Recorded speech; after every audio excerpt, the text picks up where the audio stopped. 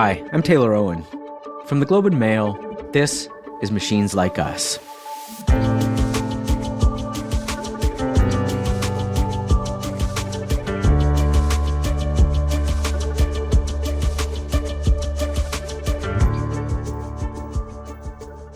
Last year, Sundar Pichai, the head of Google, said that AI was the most profound technology humans had ever built.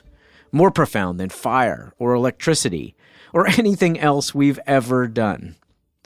And he's not alone in thinking that. I have to admit, we even used that Pichai quote when we were developing this show. But what if AI is just another technology? What if it's more akin to TV or radio than fire or electricity? That proposition might explain why Douglas Rushkoff didn't sound all that excited when I told him I wanted to talk to him about AI. I forgot, what's your main theme? I want to know what you're thinking about AI these days. That's basically it. All right. Couldn't we just talk about the episodes of what Dexter 2, or whatever that is, Dexter? Rushkoff is a professor of media theory and digital economics at City University of New York, the author of 20 books about digital technology, and one of the most important media theorists of this generation. He invented the term viral media, the idea of going viral, and he predicted the dot-com crash before almost anyone else did.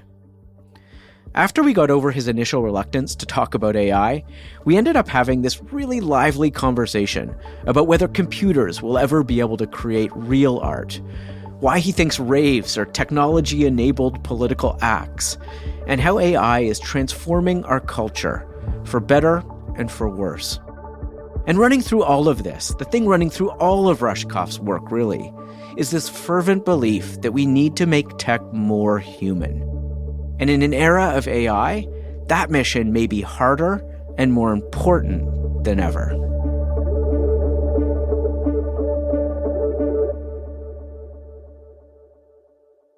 Douglas Rushkoff. Hey. Thanks for coming on Machines Like Us.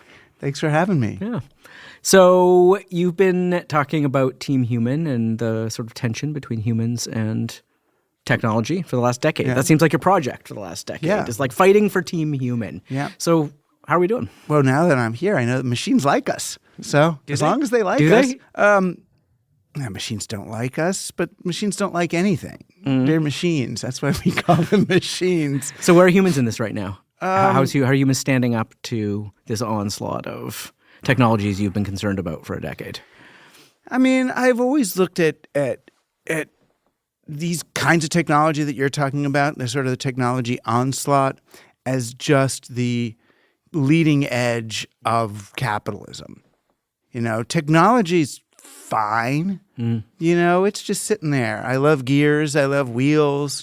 Fire, maybe tech. I love maybe eyeglasses. A gadget or two. Yeah. Tech is good, Tech is good. It's just, what are we using it for? I guess I see two main trends that we're contending with now.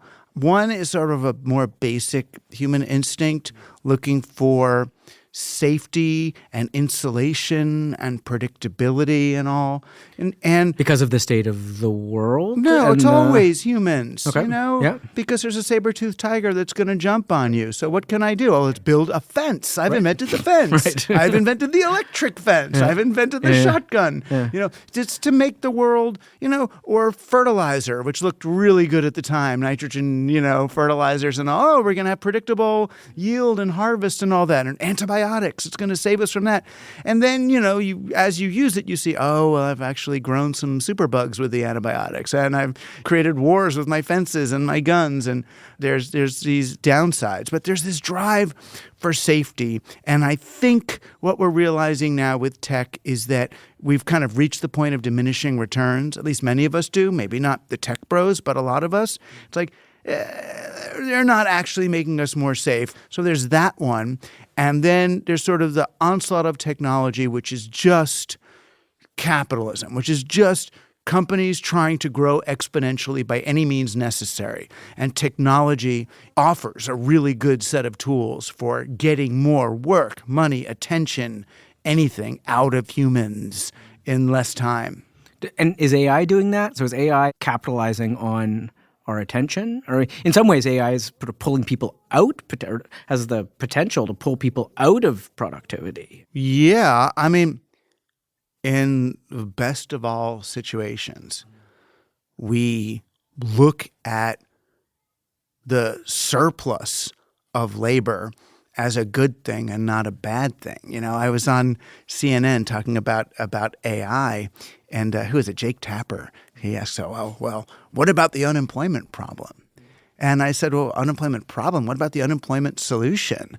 You know, I don't want a job. Do you want a job? I don't want a job. I want stuff. I want money. I want to do things I'm interested in. Do stuff right. Yeah. Maybe make meaning. Maybe contribute. I don't want a job. You know, you look at it as a media theorist. When were jobs invented? In the 13th century? Yeah, not so good. Didn't work out so well. Exactly. They were invented. We used to be craftspeople trading stuff, and you invented jobs as a way of disempowering people to go work for charter monopolies and all. So, sure, if we could somehow wrestle around the idea that the reason we have jobs is no longer to make stuff that people need. We have jobs in order for companies to justify letting us participate in the spoils of capitalism. You know, if we're allowed to just have stuff, then I'm fine with AIs taking our jobs and doing all that. But they're actually not. They're taking our jobs, but they're de-skilling our labor. There's still a ton of work. All the kids that have to go into the mines to get the rare earth metals, all the water that has to be diverted, all the tagging of all the data. And that's mostly boring, lower-level work than we're letting the AIs do. So we end up in service to them. And that's because the AIs, I mean, we even just saw it. I mean, OpenAI was started, the company was started with a credo, really, to do AI ethically, to make sure it was in human being service. And Sam Altman, he got actually, for a moment, was kicked out by the board because they're like, oh, you've turned against the original aim of this company. You want to just do exponential growth for the sake of growth and pedal to the metal.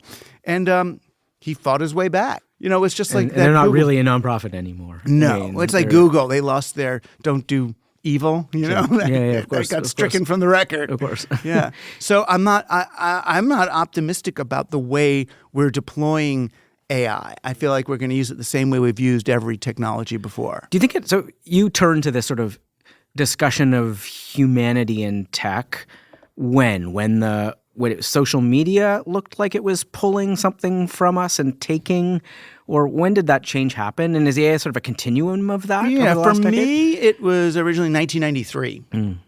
You know, I was part of the original kind of cyberpunk, cyberdelic, digital counterculture. So it felt like really computers and psychedelics were almost the same sorts of things. They expanded the way you thought about the world. Hypertext freaked people out back then. You know, when someone like me would come along and say, you know, someday you might have a computer on your desk. You might be sending electronic messages, you know, to other people. They would laugh at me. I mean, my first book was canceled because they thought the internet would be over by 93 when it was supposed to come out.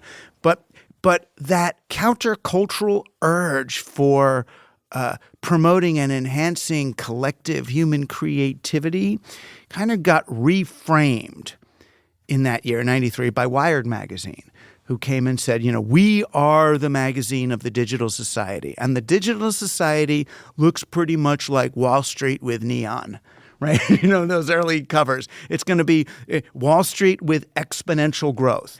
So it's 93, 94 when we took these technologies and instead of really deploying them as tools for people to create novelty, we turned to expand our humanity, right? I mean, there's an extent why we had those cultural movements. Yes. It's because technology was enabling a new kind of humanity or expression. To expand what it means to be human, what it means to be to in more a people cohort. in new ways, in new articulations. Exactly. I mean, it was everything from, you know, shifting from a rock and roll show with a bunch of long-haired guys doing, you know, kind of masturbatory guitar solos on a stage to the rave where everyone came together. Communal electronic music. Yeah. We're going to channel the beam and, you know, kind of hippy dippy, but it was in there was that instead of straight linear novels and movies, we got hypertext adventures and choose your own this, and instead of just receiving the programming of television, we were programming computers ourselves and building things. It was a very kind of an early Burning Man rave, creative. That was technologically mediated, right? Like a rave was mediated by technology in some way, or enhanced by technology. And it created a collective of out flesh. of that. Of thousands of in a real place, yes. doing a similar thing, experiencing something together. What we didn't realize was that was a political act. 1,000 kids going into an abandoned warehouse or taking over a public field for a dance is political, as opposed to going to a nightclub and paying money. What was the political expression? Taking public space for fun. Same as the internet. We didn't realize the internet was a public space, at least originally. This was a public space where it was a commons, where the way that we... Was it ever that? Yeah. Early on, to go on the internet, you had to sign an agreement saying you wouldn't do any commercial activity. Well, early, yeah. Early, 88, 89, 90, 91, 92. They weren't allowed to do ads. It was the first ad happened in 93, 94, and everybody went, what the heck is going on here? But we didn't realize quite what we had. And at the time, those of us who were early internet enthusiasts, when business did want to come on, it felt like kind of an affirmation of what we were doing. People who got involved in computers when I did in the 80s and 90s, our parents were worried about us.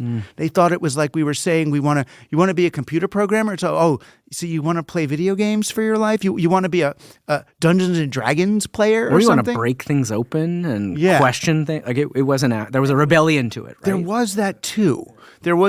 But that's what it was. It was a new way of extending our neurology. But yeah, in 93, when they decided that this was going to be an investment opportunity, then all that space of new possibility was shifted. So the whole polarity of the net changed. That's when you saw Wired and other magazines talking about why you should make your website sticky. That's the word they use. Sure. Sticky meant that you get stuck. Does that sound like a website you want to go? I want to go and get stuck on this website. And they even had ads for sticky websites that looked like flypaper. They said, nothing attracts like real media. It was a company that was going to help you make a sticky website. And there were all these humans stuck on the... It's like, that is not... And when I looked at that ad, I was like, oh. This is early in the evolution. Yeah. But through all of... post that... You've seen this through a lens of culture in many ways.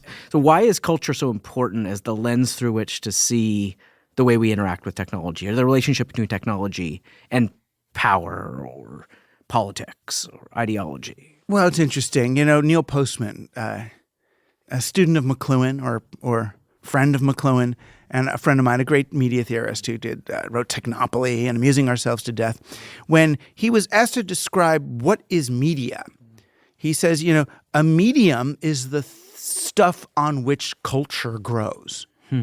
A medium, and it sounds almost like a petri dish, right? You put agar is this medium you use to grow bacteria. And life emerges. Right, and life emerges, right. In an unpredictable way. Human culture grows on whichever medium dominates or characterizes our moment. So we have speech and song, and that's where culture happens. We get writing and manuscripts, and then we get the printing press. We get radio as a culture, and movies were a culture, TV is a culture, and now our culture is growing on digital technology. So I look at digital tech and say, well, what is distinct? What is unique about it? What are the biases? How does digital technology work? So then what kind of culture do you get? Emerges from it. Right. Okay.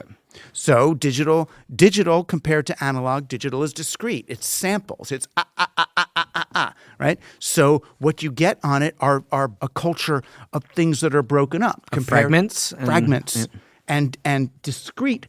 So if the AI is the petri dish of culture, what grows in that? Well, it's interesting. I look at AI more through the lens of the memory than the memory bias. Yeah. It is discrete bias. It is memory. I mean, That's it's based all on is. memories. It's not. Yeah. Right. So AI is not new. AI for people who aren't aware of, at least it's not even AI, it's large language models. We don't have AI yet. We have nothing like AI yet. But the word AI now is used to refer to large language models, which really just look at everything that's recorded and try to come up with kind of the most mediocre possible version of whatever you've asked for. What's the average, right? Write the average Beatles song, So it goes back and finds that average thing. So it's about retrieving memory and reverting to the mean, getting to the exact average, which is that's a weird culture. Why do you say that's not AI? Because in some ways that is artificially trying to replicate some form of intelligence. It might not be a good one. No, there's not no be very intelligence. Smart, there's no intelligence involved. I mean, it's not good, or is it not sparking new ideas? Is that what makes something intelligent? Well, if we go back to Aristotle, you would need a faculty of reasoning. Yeah. And it clearly doesn't have that. There's no reasoning going on here. Yeah. It's not that. It's not thinking. Yeah. It's averaging. It's wonderful to watch. It's cool, right? I mean, it can be. It can be. I mean, I don't like the artifacts it creates. I don't like looking at somebody's Midjourney picture, but I know the person who made the Midjourney picture had a really good time playing with it and the wonder they saw when iterating that emerged. It, and sometimes and the AI says something to you that makes you think, oh, does it? Was it alive for a second? But hearing someone tell about that is like listening to somebody's acid trip, right? It's like it was great for you, but they never quite translate. Do you think our culture needs human-generated media? Like, do we care that much? Like, this is where I get worried when I see sort of some of these music generation apps, for example, AI tools that create something that's like kind of close enough to a pop song. Maybe we're okay with that. Depends on the purpose. I mean, is it the wallpaper in your bathroom or the wallpaper in your office bathroom? Which is there to stimulate moderately rapid pooping. Sure. And, look calming, good enough. Right. So we're okay with it. Exactly. Yeah. Maybe you can get the AI and, have it just optimized for the workplace, for reduced sexual harassment. If it's like elevator music. Right. Maybe you're not going to put Van Gogh in there. Right. But art, if you're looking at a Van Gogh, are you looking at the Van Gogh because of the impact of the paint on your retina? Or are you looking at it as a medium? What's a medium? It's the thing that connects me to Van Gogh. Over a century and a half of time, I'm connecting to that tortured soul who made that thing. The AI, it's interesting. The AI looks at what we would consider human artifacts as noise. The AI tech bro mindset would auto-tune everybody. And for commercial industry music, like, an Ariana Grande, fine, auto-tuner, so she'll hit the perfect C. Every time. Right. Yeah. But you're taking like James Brown, right, who's reaching up for that note, the way he did. If you auto-tune that, you've killed what it is. The soul. Sure. The soul. And that's what it is, because we are connecting with him. Music is the medium that connects us with James Brown's soul over time and space. And it's the whole purpose of it. Even girls who are going on the friggin' Eras tour are trying to connect to Taylor Swift, the person. Yeah.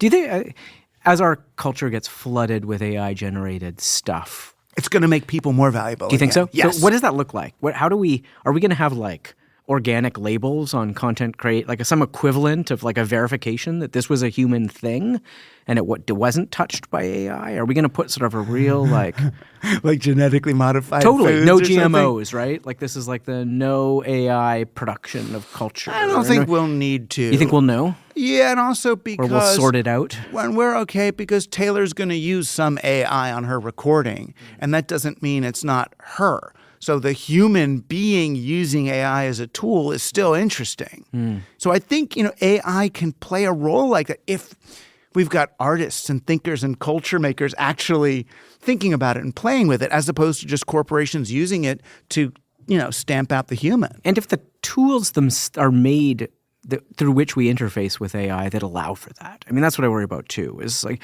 I'm not totally sure that's how these tools are being built, in part because of the culture of those building them. So there's also a culture of the technologists and the people and the economies that are building these tools for purposes that might not be what you're talking about. The technologists are not in a culture. They're in an economy, right? Sure. They're just looking to maximize profit. Yeah, they might also have an ideology.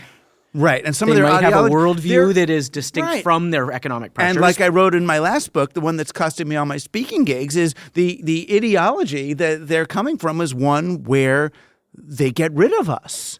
You know, that the only reason to keep all these people around has been that we are their labor force. Right? If their labor force can be machines instead of humans, they will do that. It goes all the way back. This is why I write about Thomas Jefferson and the dumbwaiter. You know, in middle school, we're told about the dumbwaiter was there to help the enslaved people so they wouldn't have to carry the food up the stairs. No, the dumbwaiter was there so Thomas Jefferson didn't have to look at the enslaved people. You know, but if you could actually get rid of them, that's even better.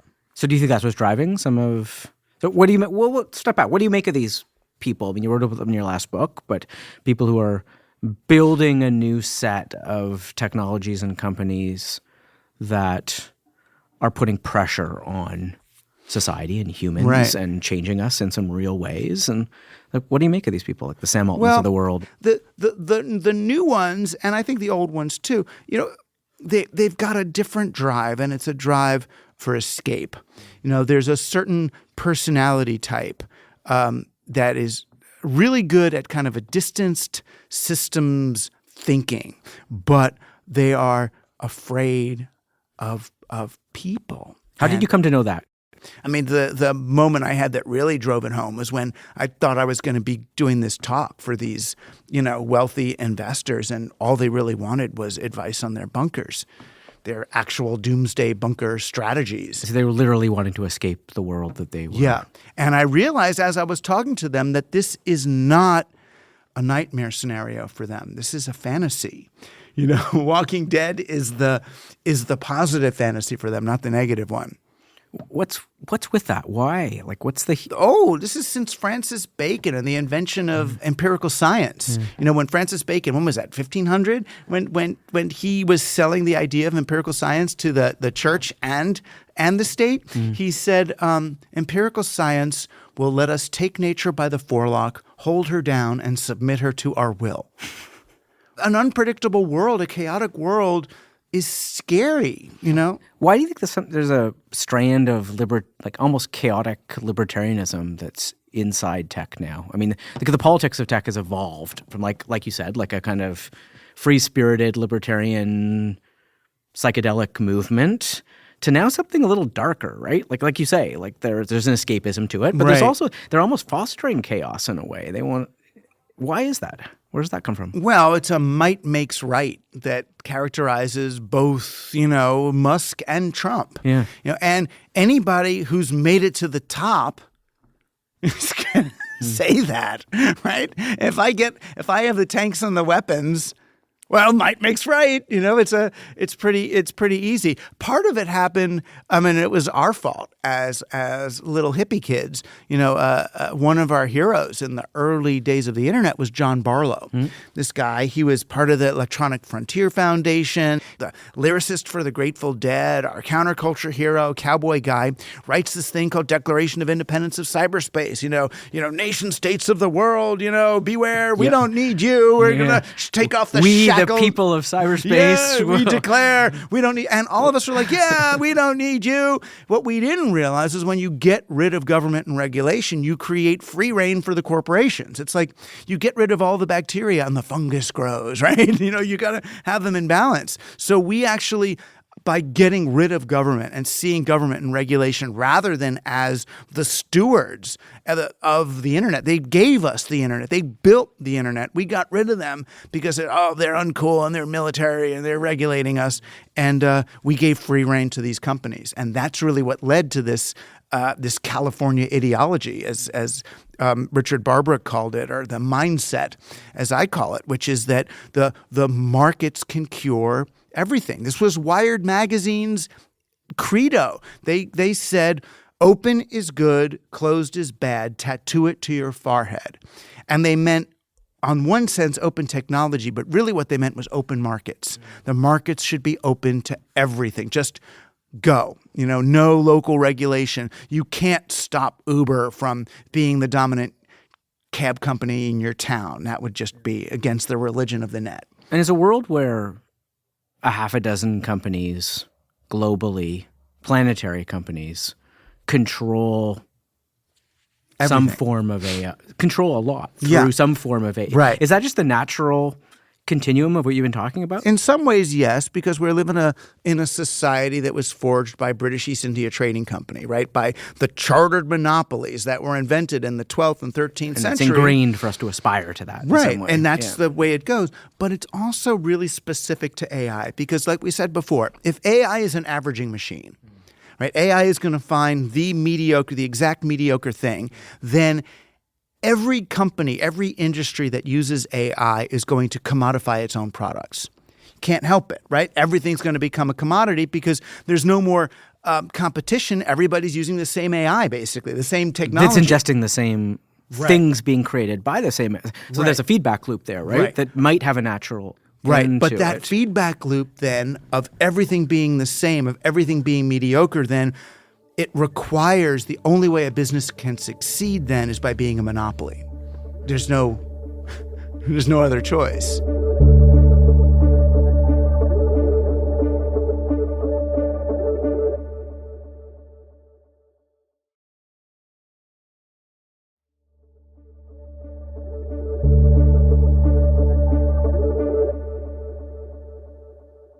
So, not everybody's super pessimistic about AI. Right. I'm not. Okay. It maybe sounds like I am, but I'm it certainly not. does. So let's get to some positives. So, 2 examples. I talked to Eric Topol, a doctor, cardiologist, wrote a book about AI in medicine, who argues that AI is going to take a lot of the things that were distracting a human relationship between a doctor and a patient. Things like when you go to a doctor, they spend all their time diagnosing things that could be easily have been done. Right. So it would open up a space for human interaction. Because like when they put computers in the doctor's office, it really helped, right? Because the doctor then didn't have to talk to me. He's like sitting there at the monitor asking me questions. I know these, but I've got to enter them in again. I know we asked you these, but and then the 6 minutes that's been allotted by the computer of the insurance company. It literally is 6 minutes now, is what he talks about. Yeah, right, has been taken up by him and the machine. So that one worked really well. But he was saying, work with me for a minute. That he no longer has to look at the computer. Now there will be automatic note-taking that will hear and process the conversation. And all right. Okay. Cool. But could you, yes, of are course. we going to build, another option would be we have AIs that help us in life in some way, be more human, or guide us be more human. Could be. It's just a matter of whether the developers of AI can get their heads around that part. Most of them so devalue the humans. They're so scared of the humans. They want to build a city near Solana to get away from the humans or their bunkers. So they're not building things to maximize humanity. Right. They're not. But if they did, then absolutely. Right now, AI works to make, like in creative pursuits. I was even trying to use an AI to see if it can help me write my comic book and this graphic novel. And I have to do all the laborious hard part, and then the AI gets to do the fun part. So what does it do? So what's that process like working with that AI? It's horrible. Then it gets to write the scene. It's like, no, I want to write the scene. I want you to do all the hard work. And it's like, that's not fun. But you're right. If we offloaded the boring stuff to the AI, and then the doctor was there to actually engage, actually speak to somebody, actually hear, and do a kind of systems thinking that a good doctor can do, even assisted by an AI. Like the AI could be like, "Did you consider Hashimoto's? Maybe just check out this one disease that you missed that 3rd week in med school when you had COVID. That one turns out maybe here." that'd be cool, No, it's just that we currently use AI more to outsource whatever, to get rid of that human part, because usually it's the human parts of industries that don't scale. So we don't like them, But yeah, if we can, we just haven't done it. We haven't had a technical revolution yet where we've enhanced the human. But we can. I mean, maybe this will be the one. So what makes you optimistic about it then? Like you said, you're potentially optimistic here. So how do we create that? I mean, the thing that makes me the most optimistic about AI is how low level its stuff is. I know it's kind of impressive to people now, but it's impressive to people the way it was impressive to have Adobe Photoshop or Fractal Paint at the beginning. It's like, oh, anybody could be a professional designer. And then like 6 months in, you're like, oh, that's an Adobe Photoshop thing. Any one of us using Adobe Photoshop, right? Yeah. We're used by Adobe Photoshop, and a real designer levels up and knows how to do it. Same with, electronic music or GarageBand or any of these things. It doesn't really replace us, and it doesn't do that yet. But yeah, if there are medicine may be one where we can do it, where we can actually use it to optimize for novelty and for humanity, for that. But that's what and to understand big data sets or help generate. Yeah, but that's what my work has always been about. Yeah. We're not going to do that until we as a society come to recognize and value the human, which is why I'm saying, well, auto-tune at your peril. In the early days, as you know, from mechanized looms, once we got the mechanical loom, to see the human stitches in a work of weaving was considered inferior stuff.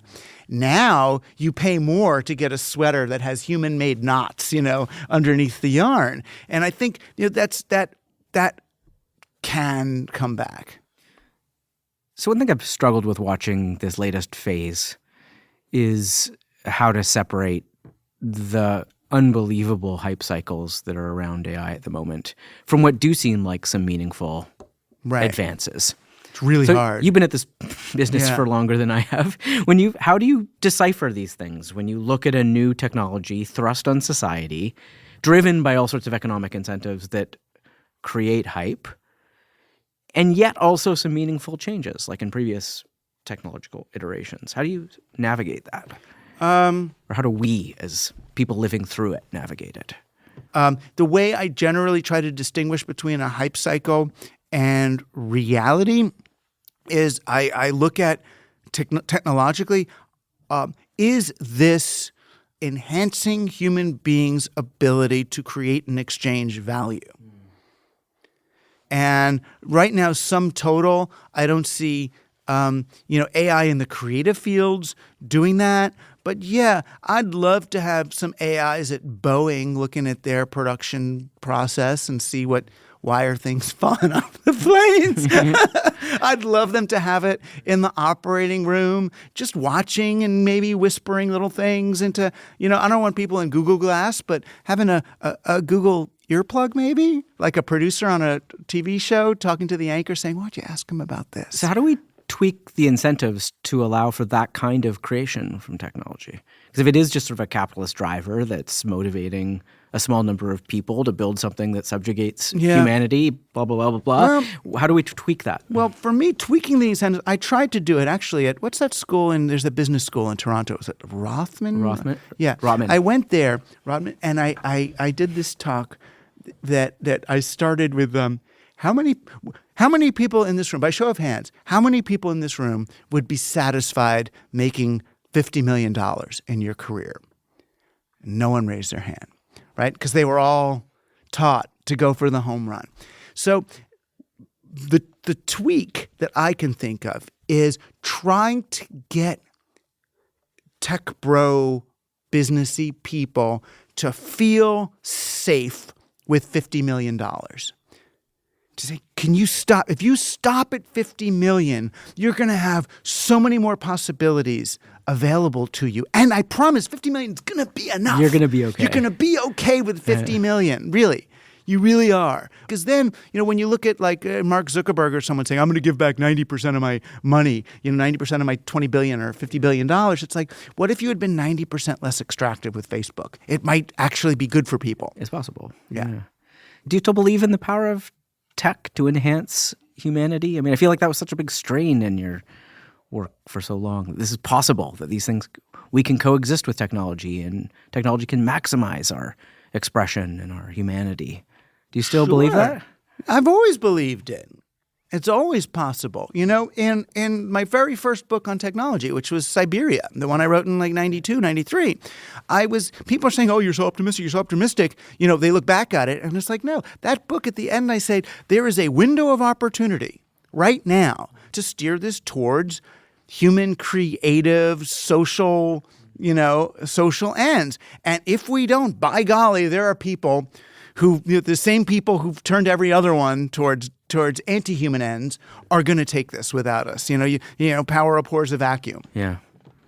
So that's the tension point at the moment. Right. Which and one we of can those still we choose. do it. Yeah. Of course we can still do it. But I really think right now, the most necessary first step towards us being able to seize technology for the benefit of humanity is to reacquaint ourselves with what being human even is. And that means learning how to tolerate making eye contact with another person. Yeah. It's super hard. I don't know if I get these notes the first day of class now, and more every semester from kids, a note from their doctor, please excuse Johnny from class participation because he's got social anxiety, don't look at him in the eyes and just let him kind of, it's like. There's an added thing to that. Yes, it's that, I agree. It's also this seeming inability to address human tension or conflict in any way. There's a removal from. That's digital again. It's because the digital bifurcates it so into quickly. Such clear polarities. My daughter's campus. Are you Zionist or anti-Zionist? It's like you have to choose, and you can't talk about it. You're right. We used to at least argue at Thanksgiving, and then hate the person. So, just to wrap here, but how do you keep centered on your humanity as you come into contact with AIs in all aspects of your lives? How do we, I would like to preserve my humanity, but I also use these tools all the time. I'm confronted with them regularly, as everybody is. And how do I, what's the check there to my humanity? I mean, I've always thought the check is if you accept that whatever technology you are using, it may be configured to decalibrate your nervous system in order to manipulate you in one way or another, to get you to buy something, to choose something. Engage with it, exactly, enrage you, polarize you, whatever. Some behavioral finance technique, Las Vegas slot machine routine, whatever it is. You know that that's happening, so you accept that is happening whenever you're on this stuff, and then give yourself some time away from it to recalibrate. So you go back to, what were the Israelites told in the desert? The Israelites escaped the death cults of Egypt at the time. They get into the desert. What's the first thing they did? They got the Sabbath. It was a day to basically say, I'm not going to produce or consume I'm just going to be. So one day a week, 1/7 of my time, I'm going to spend just me, being with people and celebrating the sanctity of being human. It's the old Mr. Rogers, you are great. I love you just the way you are. For being you. Right, being you. Yeah. And that's, boy, that we've lost that. But yeah, I would say the easiest thing is whether you do it as a day with your family. I know it's hard. Imagine this, 24 hours with no screens. 24 hours, one day a week, where you meet each other, play cards, make love, walk around, meet your neighbor. You don't have to worship Jesus or anything, whatever, It's like, just chill. Yeah. Just chill with each other. See if you can even do it. And if you can't, what I used to do with when I was going around traveling with my Team Human Talk, I would say, the way to start is I want you to find 15 seconds a week.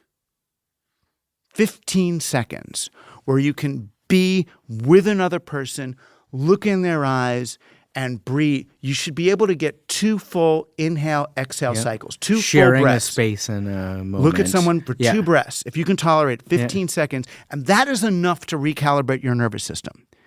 2 breaths. Yeah. And then, try that, for a couple of months, 15 seconds a week.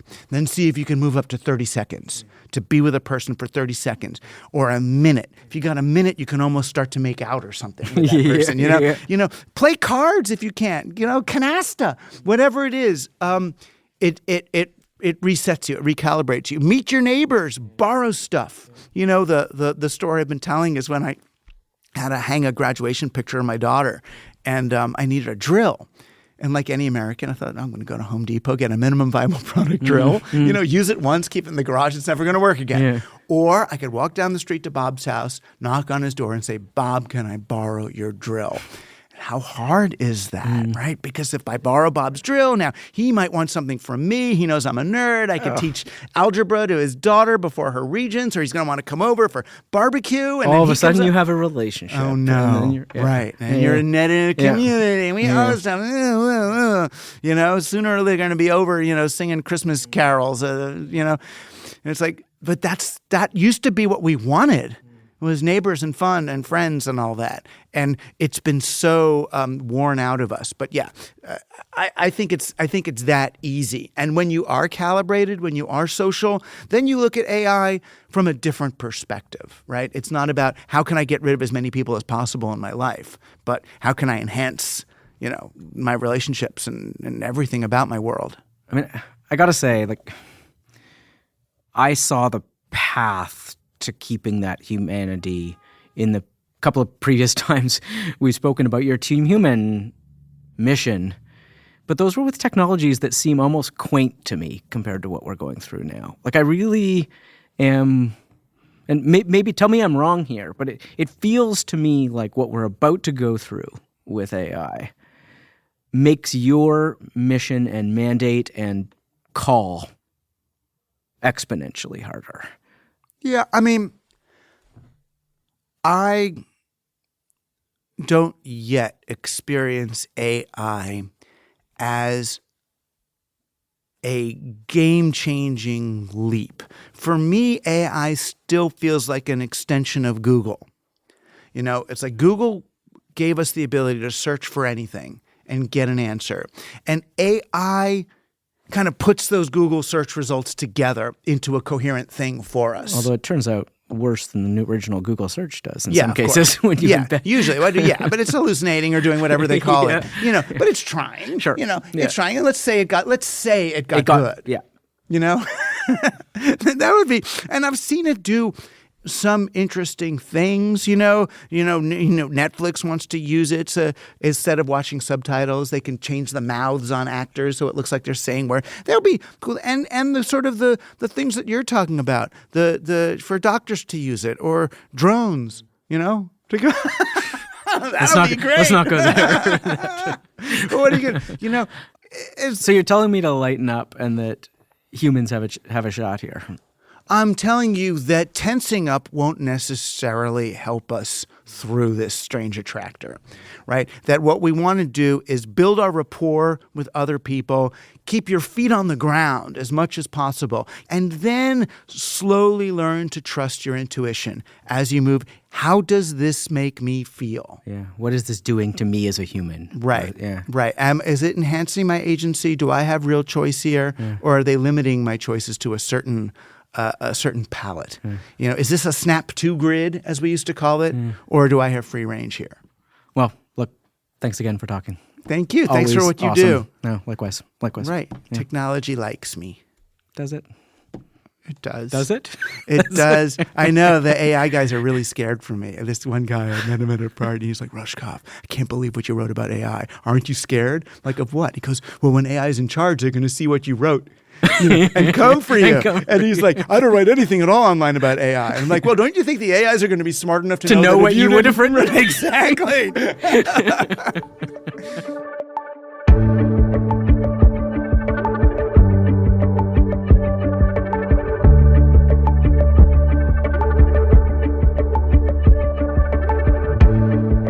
Machines Like Us is produced by Paradigms in collaboration with the Globe and Mail. The show is produced by Mitchell Stewart. Our associate producer is Sequoia Kim. Executive producers are Kathleen Goldhar and James Millward. Our theme song is by Chris Kelly. A special thanks to Matt Frainer and the team at the Globe and Mail. If you liked the interview you just heard, please subscribe or leave a rating or a comment. It really helps us get the show to as many people as possible.